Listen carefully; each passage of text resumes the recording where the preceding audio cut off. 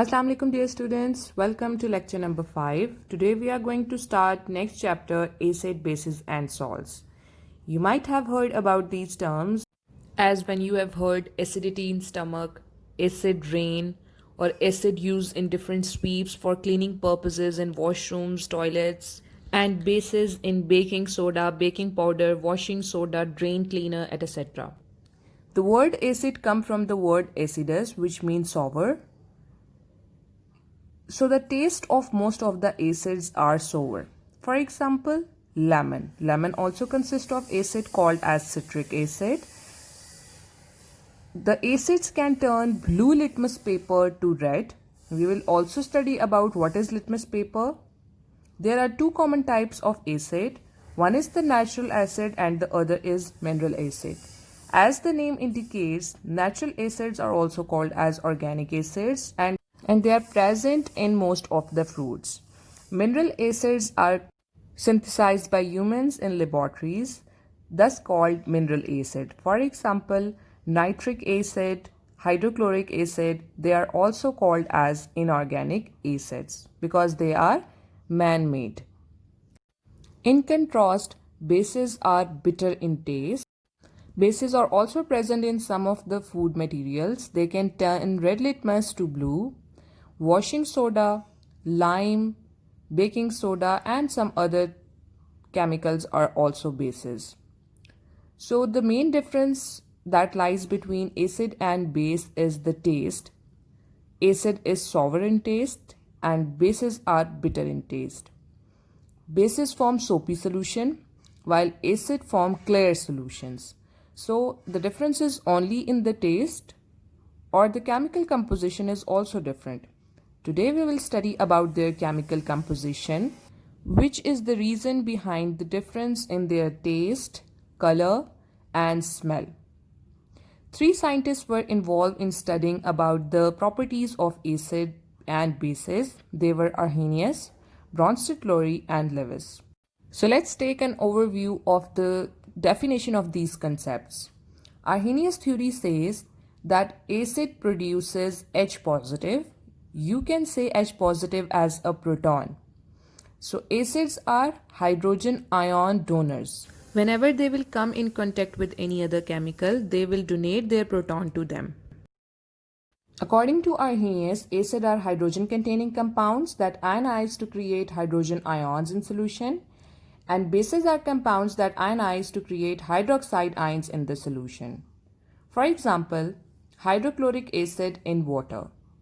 Now, hydrochloric acid is HCl and water is H2O. When they both come in contact in a solution, the hydrochloric acid gives its hydrogen to water, causing hydronium ion and chloride ion Cl negative. Some of the acids are monoprotic, they can only give one hydrogen. Some are diprotic, they can give two hydrogens, and some are triprotic, they can give three hydrogens from single acid.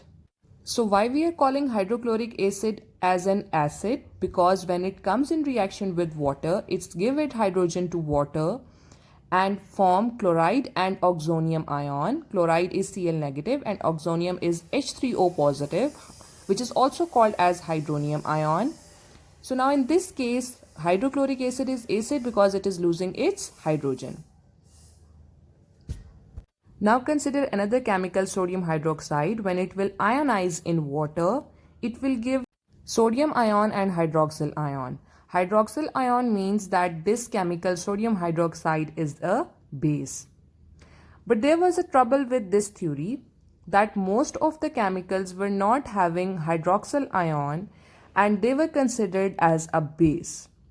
The scientists were confused that how these chemicals can be based when they don't have any hydroxyl ion. So this problem was solved by another scientist named Bronsted-Lowry. He presented a theory named as Bronsted-Lowry theory. He termed acid as proton donor and he termed base as proton acceptor. Another scientist who worked to find out the solution was Lewis. He said that acid is electron pair acceptor and base is electron pair donor. Now we will see different examples to understand these theories. Consider this reaction: hydrochloric acid plus sodium hydroxide gives water plus NaCl. Now we have to decide which one is acid and which one is base. As HCl is donating its proton to NaOH, so HCl will be acid. As NaOH is accepting the proton of HCl, so NaOH will be a base. H positive is called as proton because hydrogen only consists of one electron. When it loses that one electron, it becomes H positive because it only consists of one proton in its nucleus. Consider another reaction: CH3COOH plus KOH giving water CH3COO negative ion plus K positive ion. Now CH3COOH is donating its proton to KOH, so CH3COOH is an acid and KOH, which is accepting that proton, is a base. Another reaction: H2SO4 plus BaOH twice gives water plus BaSO4. Now in this reaction, H2SO4 is giving its hydrogen to BaSO4, so it will be acid. Now consider another reaction: HCO3 negative plus water giving hydronium ion and CO3 2 negative ion. This HCO3 negative is giving its hydrogen to water, so it will be Bronsted-Lowry acid. Water is accepting hydrogen from HCO3 negative, so water will be Bronsted-Lowry base. The trouble of Arrhenius' theory of acid and bases was that it can only tell you about the acid which produces hydrogen ion in solution and bases which produces hydroxide ions in solution. This theory was unable to explain why ammonia is a base when it does not consist of any hydroxide ion. How is this possible?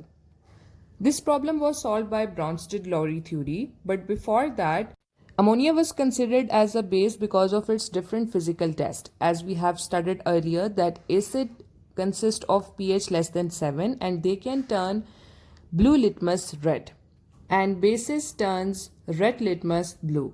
So ammonia was turning red litmus to blue, but it didn't consist of any hydroxide ion. As Arrhenius' theory was just concerned with the production of hydroxide ions and hydroxide ions in solution. For example, hydrochloric acid consists of two elements. One is the hydrogen and the other is chlorine. It splits into two elements, H positive and Cl negative. The same chemical, when comes in contact with water, it gives its hydrogen ion proton to water. So HCl will behave as an acid producing hydroxonium ion. This is the formula of hydroxonium ion, also called as oxonium ion. For Bronsted-Lowry concept of acids and bases, we didn't need water, as this theory says that acid is a proton donor and base is a proton acceptor. So according to this concept, in a chemical reaction, one of the chemical will be acid, which will donate its proton, and the other will be a base which will accept that proton.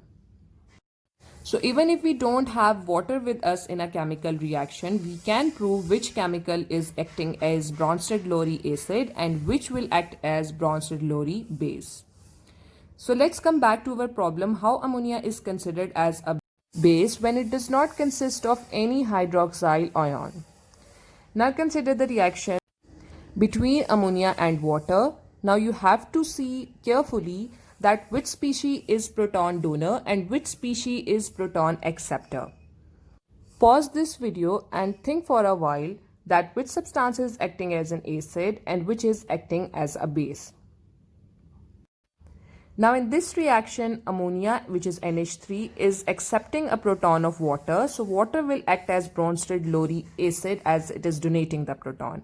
And ammonia will behave as Bronsted-Lowry base as it is accepting that proton coming from the water. Now consider another reaction: CH3COOH plus water giving you CH3COO negative plus H3O positive. Now to understand which one is Bronsted-Lowry acid and which one is Bronsted-Lowry base, we have to see which one is proton donor and which one is proton acceptor. you can see clearly that CH3COOH is losing its proton, which is hydrogen, and H2O is accepting that proton coming from CH3COOH. So we will get CH3COO negative. Now this CH3COO negative does not consist of any proton, which means acetic acid is a proton donor. And as it is a proton donor, so this will be behaving as Bronsted-Lowry acid. And water is accepting that proton coming from acetic acid. So the water is behaving as a base over here, as it is going to convert into hydroxonium ion. So did you see that in one of the example, water was acting as a base, and in the other example, water was behaving as an acid. Such type of compounds are called as amphoteric. Here you can see a list of strong acids and strong bases, and you can also consider which one is Bronsted-Lowry acid and base. Moving on towards the next theory, which is Lewis theory, says that acid is electron pair acceptor and base is electron pair donor. Consider this reaction and decide which one is Lewis acid. Reaction number 1, given on your books, page number 24, about Lewis concept of acid and bases, is the reaction between hydrochloric acid and water for the production of hydronium ion and chloride ion. Now in this reaction you can see that oxygen is donating its electron to hydrogen, producing hydroxonium ion and chloride ion.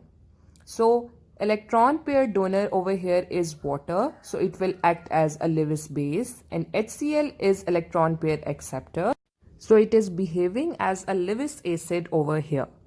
In a Lewis acid base reaction, a coordinate covalent bond is formed between the acid and base. What is coordinate covalent bond? It is a type of a covalent bond which is formed as a result of sharing of lone pair of electrons. You already know what are lone pair of electrons. We have discussed about lone pair of electrons in class 9th. They are the electrons which don't take part in bonding. For example, you can see lone pair of electrons over oxygen, which it will donate to hydrogen in hydrochloric acid. Consider the reaction number 2, the reaction between ammonia and hydrochloric acid. Again, you already know that nitrogen consists of a lone pair of electron. This lone pair of electron will attract the hydrogen of hydrochloric acid, thus behaving as electron pair donor. Because nitrogen is donating this electron pair, so it will behave as electron pair donor. And if it is behaving as electron pair donor, it will be a Lewis base. While hydrochloric acid is accepting that electron pair, so it will be a Lewis acid. Nitrogen will donate its lone pair to hydrogen, thus acting as Lewis base, and hydrogen will accept this lone pair of nitrogen, thus acting as Lewis acid. The two species formed as a result of this reaction will be NH4 positive ion and chloride ion. And the production of these two species will prove which one is Lewis acid and which one is Lewis base. So the Lewis structure demands central atom or atom of Lewis acid must have the deficiency of an electron pair and can accommodate an unshared pair of electron. And for Lewis base, it is important that it must have a complete octet having one or more unshared electron pairs, which it will donate to Lewis acid. Identification is that Lewis acid will have positive charge and Lewis base will have negative charge or lone pair of electrons. For example, you can see Lewis acid over here, H positive, Al positive 3, Fe positive 3. Positive charge indicates the deficiency of electron, hence Lewis acid. And in Lewis base, you can see negative charge or lone pair of electron, which means they can donate these electrons to the acid, hence behaving as Lewis base. Now consider example 10.2. The reaction between ammonia and BF3. Nitrogen consists of two lone pairs, which it will donate to BF3, hence behaving as Lewis base, and BF3 will accept these lone pair of electrons, hence behaving as Lewis acid. The bond formed as a result of this reaction will be coordinate covalent bond. Now your task is to do self-assessment exercise 10.1 and 10.2 neatly on your registers. Let's see on the summary of acids and bases. According to Arrhenius, acids produce H positive ion in solution and bases produce hydroxyl ion in solution. According to Bronsted-Lowry concept, acids are proton donor and bases are proton acceptor. And according to Lewis, acids are electron pair acceptor and bases are electron pair donors. That's it for today. I hope you enjoyed today's lecture about acid and bases. Don't forget to note important things discussed in this lecture and solve self-assessment exercise 10.1 and 10.2 neatly on your registers. If you have any question regarding this topic, you can ask me anytime. Don't waste your time. Have a good day. Take care.